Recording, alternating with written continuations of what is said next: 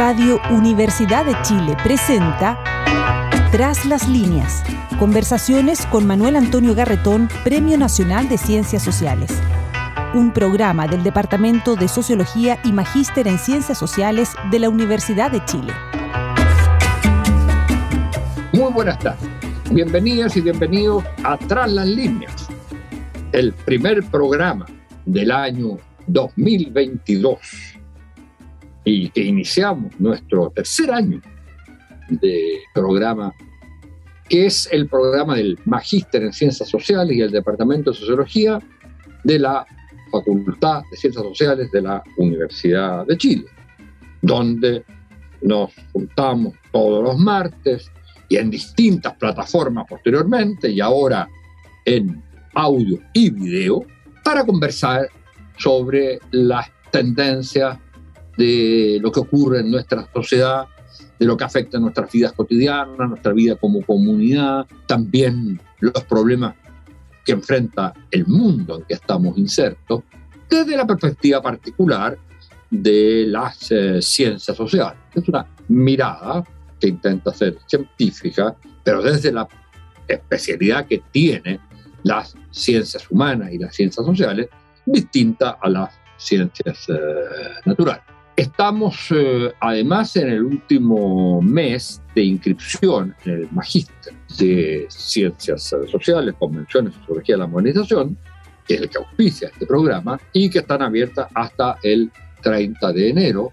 En la página Faxo pueden encontrar ustedes las indicaciones sobre lo que es el Magíster, al mismo tiempo que los que están interesados o interesadas en inscribirse en él.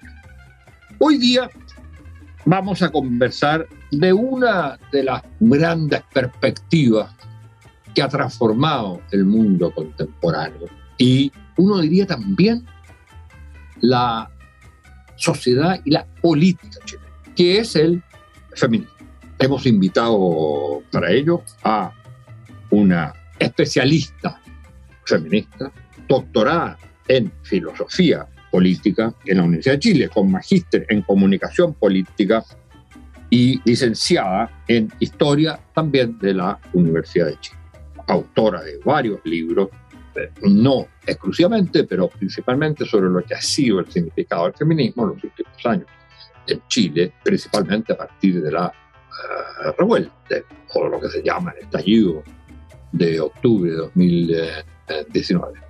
Ella es Luna Folegatti y yo quisiera partir desde la perspectiva de la importancia que tuvo, aunque uno podría decir, y eso es discutible, que no es el que desencadena la revuelta social, pero la impregna posteriormente, sobre todo, como lo ha señalado Luna en sus estudios, desde la instauración de las tesis. Desde la performance de las tesis, el estallido deja de ser el mismo.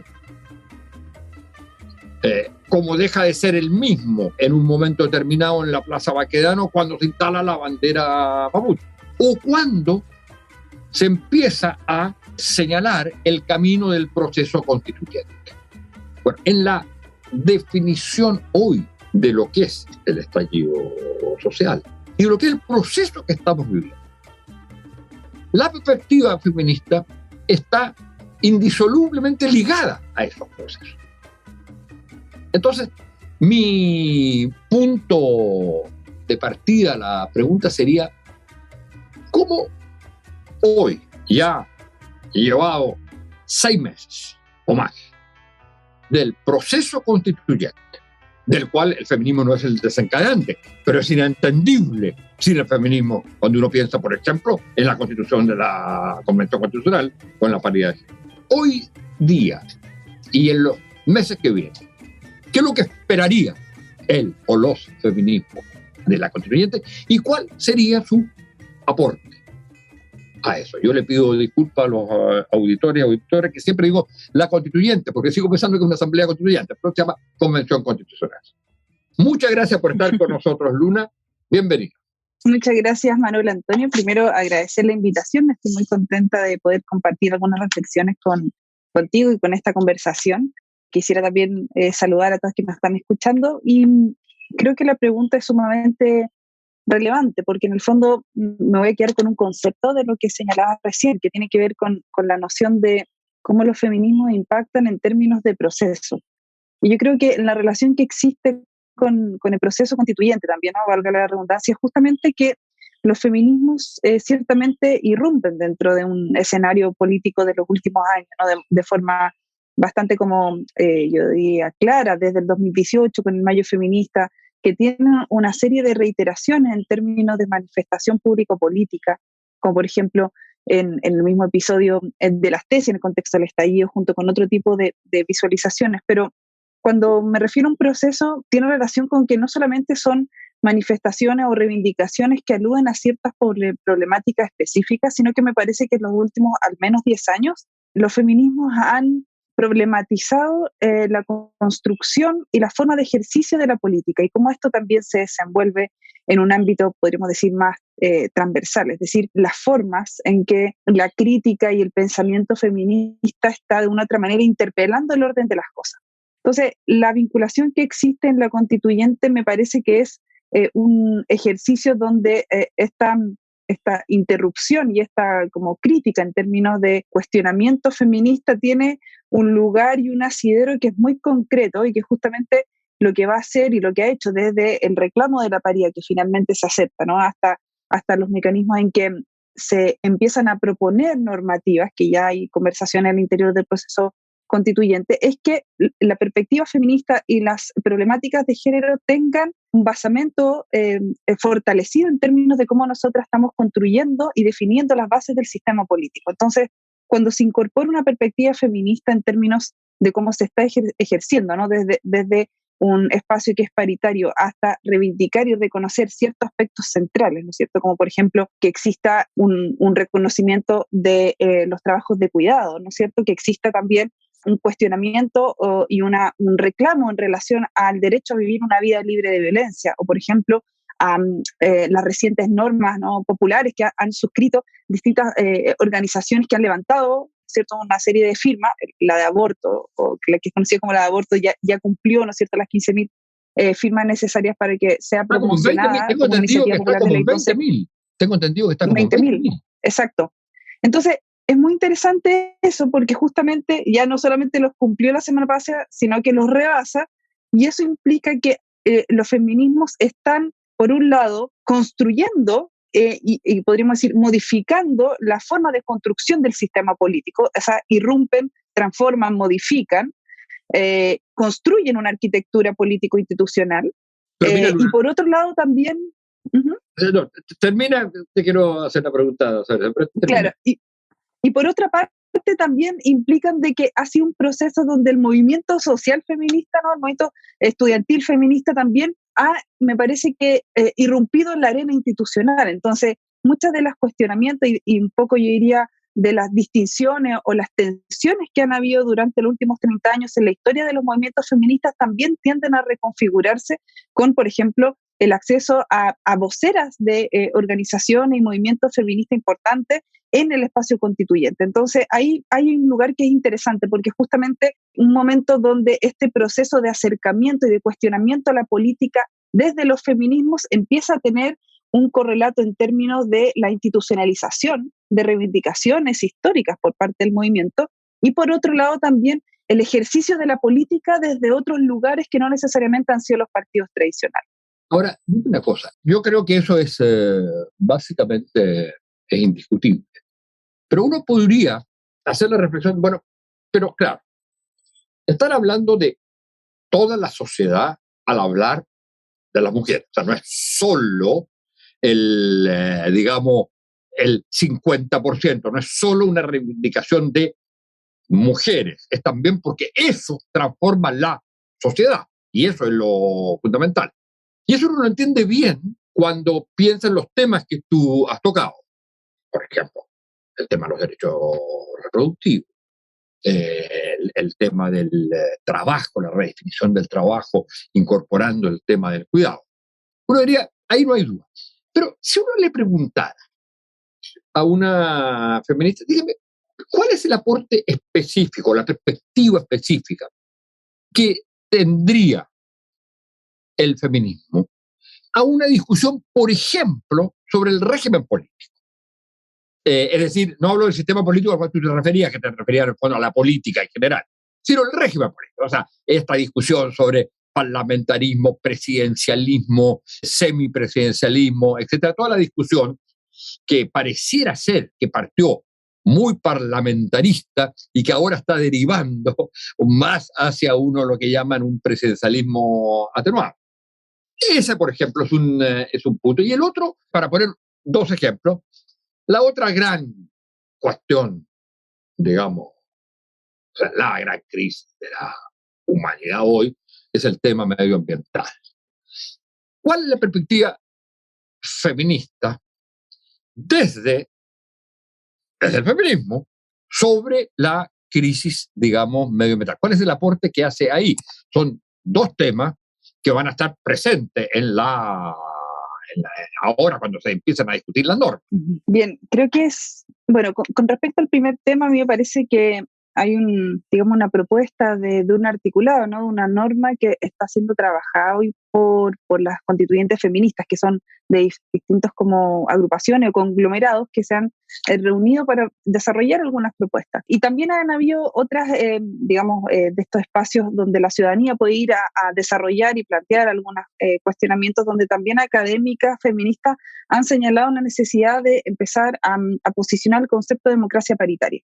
Y ese es, yo creo que uno de los puntos importantes en los cuales se puede incorporar, y uno podría decir que no es necesariamente que una línea o podríamos decir, algún tipo de feminismo corriente, perspectiva o posicionamiento político feminista vaya a instalar una visión sobre el sistema político, sino que corresponde también a una forma en que se instala una perspectiva donde empieza a haber una profundización en relación al acceso a una igualdad sustantiva, ¿no? Lo que se ha ido en ese sentido de poder no solamente concretar una disputa en igual términos entre hombres y mujeres para el acceso a los cargos de elección popular, sino que también en la misma institucionalidad existan principios que puedan asegurar la participación en igual medida de las mujeres dentro del ejercicio de la política y de su institucionalidad. Entonces, la democracia paritaria es un desafío, yo creo, es un horizonte que se está planteando en la Constitución actualmente, que tiene distintas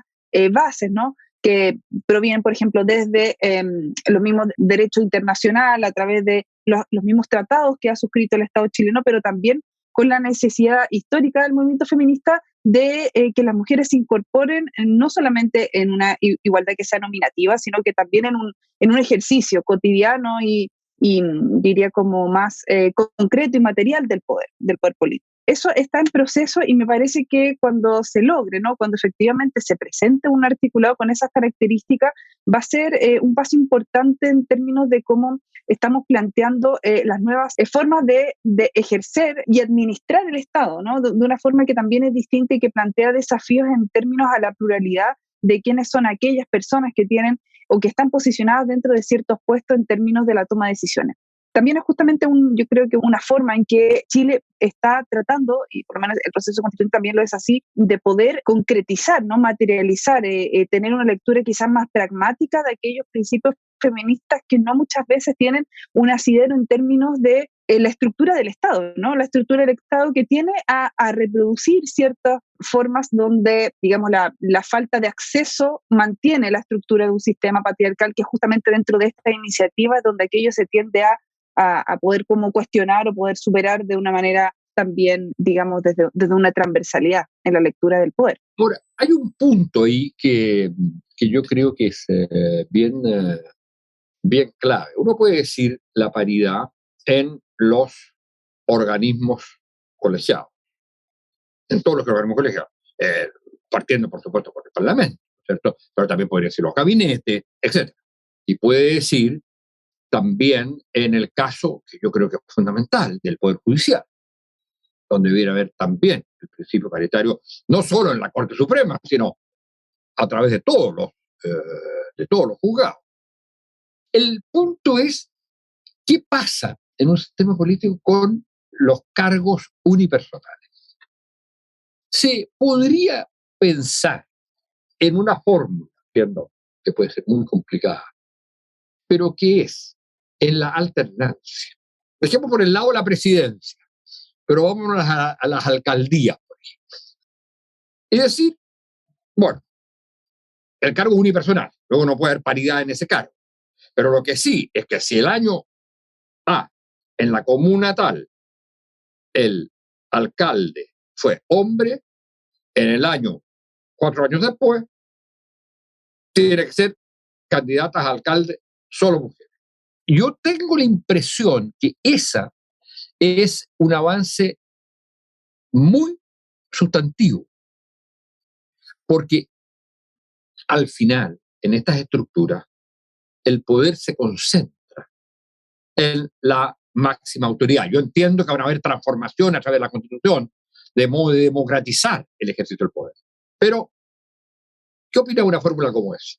Bueno, yo creo que justamente el desafío ahora es ver las fórmulas en las cuales esto se puede implementar, pero hay algunas, yo diría como líneas o bases que se pudiesen, yo creo que generar un acuerdo en relación a cómo se va constituyendo la misma normativa, ¿no?, de la democracia paritaria, que tiene que ver con, yo creo que dos principios muy básicos, que primero es alcanzar el 50% de mujeres, ¿no?, o sea, que en el fondo sea el 50% en todas las instituciones del Estado, eso es decir, en aquello que va a ir como construyendo y se van rellenando, ¿no es cierto?, los cargos, pero también que exista una participación paritaria en los espacios de vinculación de la sociedad civil, de la ciudadanía, en las distintas instancias que tiene, digamos, de acceso y de manifestación, por ejemplo, en los consejos de la sociedad civil que tiene algunos ministerios, en los órganos municipales. Es decir, hay que plantear como los dos sentidos, ¿no? Un sentido que sea desde el punto de vista de los cargos y un otro en el sentido de la participación. Y para eso obviamente se va a requerir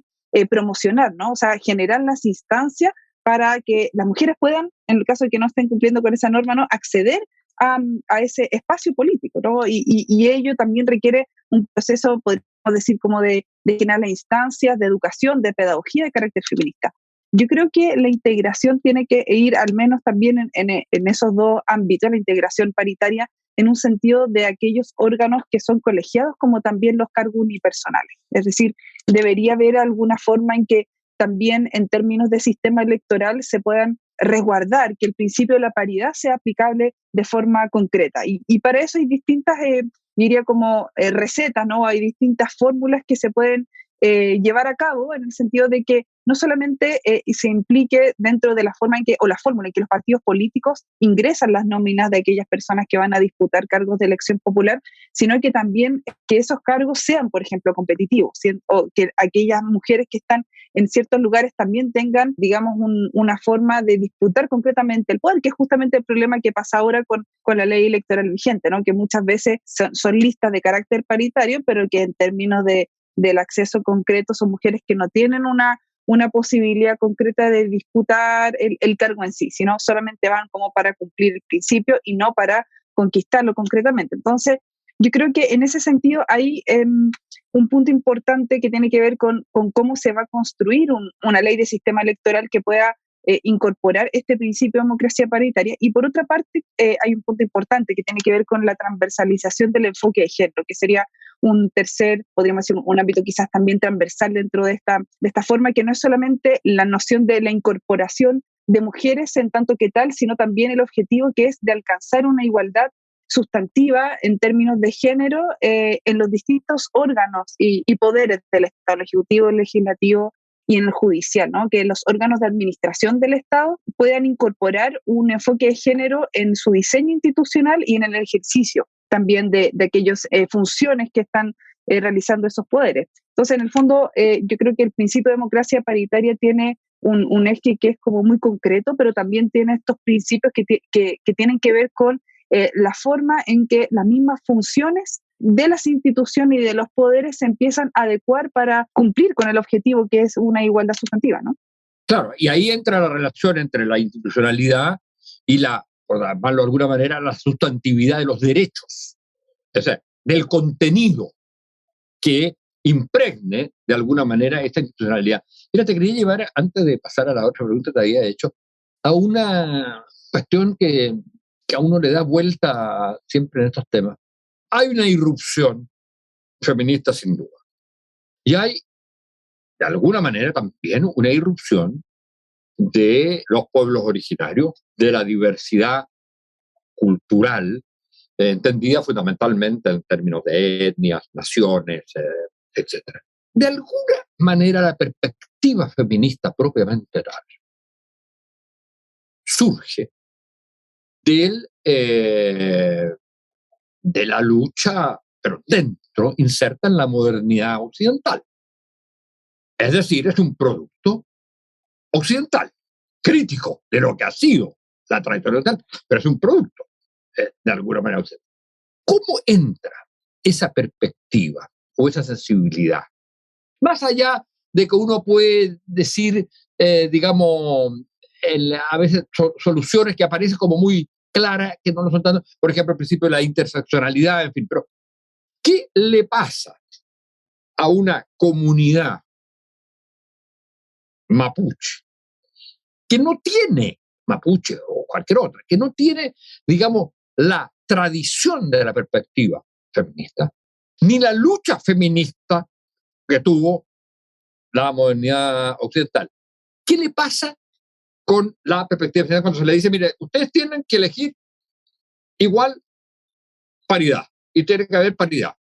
¿Eso rompe o no rompe? ¿Cómo se resuelve ese problema de esa cosmovisión? Sí, una pregunta interesante. Creo que hay un punto inicial que me gustaría señalar, que efectivamente la interpelación feminista o la crítica feminista nace en el mismo momento en que aparece, digamos, el concepto de una democracia al estilo francés, ¿no? O sea, la Revolución Francesa tiene aparejada el reclamo democrático de las mujeres, pero como una paradoja, como dice, por ejemplo, la Joan Scott, en el sentido de que es una paradoja porque justamente se reconoce una diferencia, la diferencia del ser mujer, pero sin embargo en esa diferencia lo que se está cuestionando es justamente que por el hecho de ser mujeres nos tratan diferente, pero nosotras queremos ser iguales. O sea, hay un problema, digamos, de origen cuando existe un sistema que se dice igualitario, pero que sin embargo eso no lo cumple. Y los Estados-nación, ¿no es cierto?, y la República y el sistema democrático en específico, desde finales del siglo XVIII en adelante, lo que han hecho es replicar de una u otra manera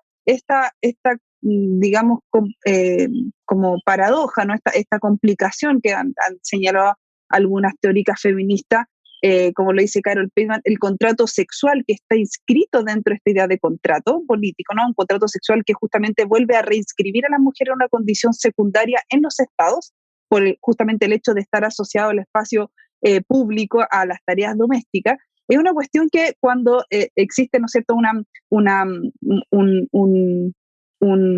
una transversalización, podríamos señalar, o cuando los estados-nación o el sistema republicano se impregna en todos los procesos de independencia en adelante, también se importa esa misma lectura. Entonces, los derechos fundamentales y la problemática para las mujeres, así como la cuestión de la igualdad, están inscritos dentro de los sistemas políticos. Entonces, dentro de las comunidades y de los pueblos originarios, hay algunas lecturas desde corrientes decoloniales y de feministas decoloniales que han señalado también que dentro de esta importación, ¿no es cierto?, de este orden político, existe una forma en que el patriarcado también se asimila y se adecúa a ciertas lógicas que pueden estar o no dentro de las sociedades que ya existían en América, ¿no es cierto? Por ejemplo, Rita Segato y otras académicas también han señalado que es necesario problematizar esta idea de un patriarcado de baja intensidad que existía en algunas sociedades antes del proceso de conquista en América Latina. Entonces no es señalar, dice llanamente, de que existía antes o que aquellas sociedades son estrictamente no patriarcales o poco patriarcales y las modernas son todas enteramente patriarcales en un sentido actual, sino que las relaciones de género están constreñidas dentro de un proceso que es histórico, es cultural, pero es coyuntural también. O sea,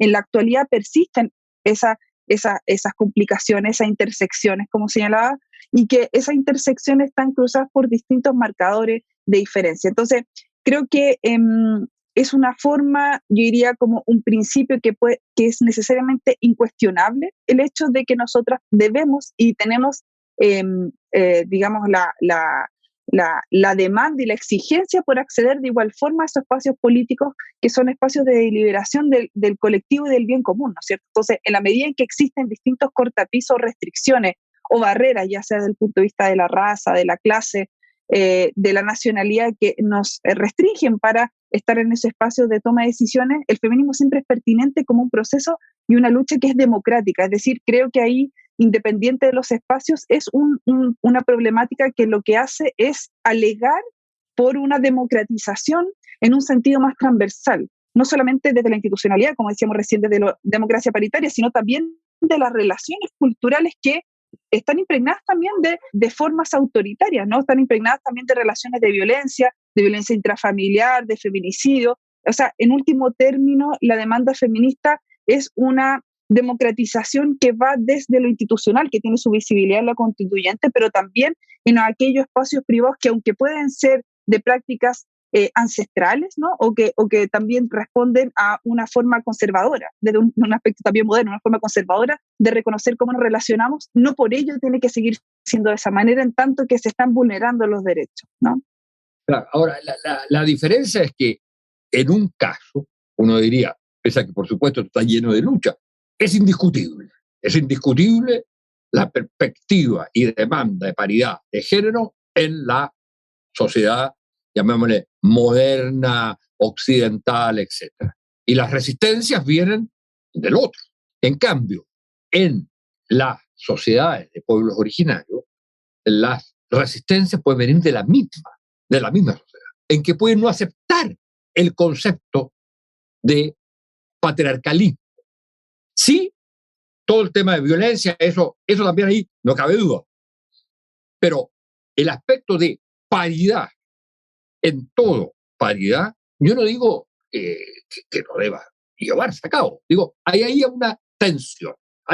Y eso es un proceso, digamos, a mi juicio, largo, complejo. Pero quería terminar, porque tenemos que terminar, con preguntándote cuál hoy día en el tema fundamental, y en lo que se va a discutir en la Constitución sobre el tema medioambiental, como el tema central, yo creo, uno de los temas fundamentales, que también tiene que ser impregnador del conjunto. No es solo un articulado, no es solo un artículo, 3 o 4 artículos sobre el medio ambiente. Esa perspectiva tiene que estar presente en el conjunto del articulado, que es el tema medioambiental. Como la perspectiva feminista tiene que estar en el conjunto del articulado. Cuando se habla de ciudadanía, no se nombrará feminismo, pero la manera como se defina tiene que estar impregnada de eso. Ahora, ¿cuál sería, a tu juicio, los 2 o 3 aportes fundamentales del feminismo a la mirada medioambiental?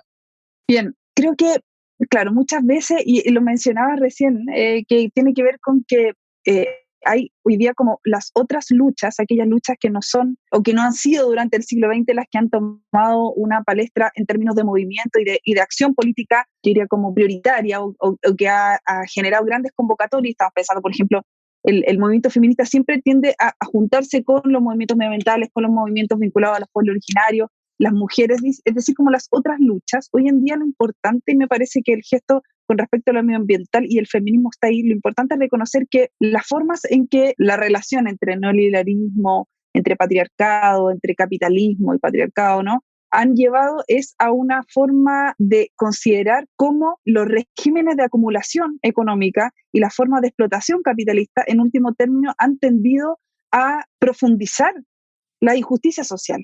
Entonces, cuando nosotros tenemos el foco y la noción dentro de los derechos sociales y la justicia social como un norte en los cuales los distintos feminismos se están persiguiendo, la justicia y el trato en relación al cuidado del medio ambiente o al acceso de igual manera al agua, ¿no es cierto? O al cuidado en términos de la forma en que nosotros estamos accediendo y relacionándonos con un medio ambiente que está enteramente afectado por la acción de los humanos, es algo que también tiende a pensar a cómo estamos construyendo una sociedad y cómo los feminismos se incorporan en eso en la medida en que es necesario reconocer que esa forma de usufructo del bien público ha sido privatizada, y ha sido privatizada en términos de generar una exacción, en generar un beneficio de carácter económico y en último término de capitalizar, de privatizar. En esa noción de la privatización y el usufructo económico, el feminismo lo que ha hecho es justamente demandar de que existe un bien último y un bien común al mismo tiempo, que es la necesidad de que las propias comunidades puedan y tengan el derecho a administrar, a resguardar, a cuidar y a convivir dentro de un espacio de naturaleza sin considerarlo un espacio de segundo orden o como algo que es solamente accesorio, sino que está intrínsecamente relacionado con la forma en la cual las personas nos desenvolvemos. Entonces, América Latina en este sentido ha tenido una trayectoria importante dentro de los feminismos o de los llamados ecofeminismos también, o feminismos vinculados a los feminismos comunitarios en Bolivia, por ejemplo, que tienen esa relación entre el espacio, entre la relación con la tierra, ¿no es cierto?, y la relación entre nuestras propias pueblos originarios.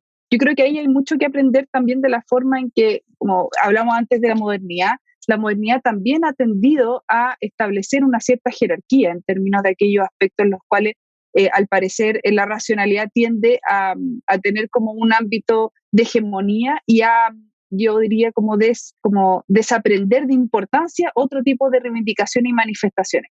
Y en ese sentido, yo creo que los feminismos tienden justamente a volver a posicionar en un registro también político aquellas demandas que apelan a una justicia social, que es, por ejemplo, lo mismo que ha dicho en otros términos también Nancy Fraser, ¿no es cierto? La idea de justicia es una cuestión que hoy día está vuelto en disputa y es algo que también tiende a cuestionar desde otros límites las formas de acumulación económica. Bueno, muchas gracias, Luna. Tenemos que terminar. Muchas gracias por esta conversación sobre lo que hoy es y aporta el feminismo o los feminismos en términos de, sobre todo, nuestro proceso constituyente. Me hubiera gustado ver cómo veías esto en términos del próximo gobierno, pero se nos acaba el tiempo y te agradezco mucho tu presencia acá y muchas gracias también a ustedes, señoras y señores auditores y auditoras, por haber estado con nosotros. Muchas gracias. Muchas gracias por la invitación. Radio Universidad de Chile presentó Tras las líneas. Conversaciones con Manuel Antonio Garretón, Premio Nacional de Ciencias Sociales. Un programa del Departamento de Sociología y Magíster en Ciencias Sociales de la Universidad de Chile.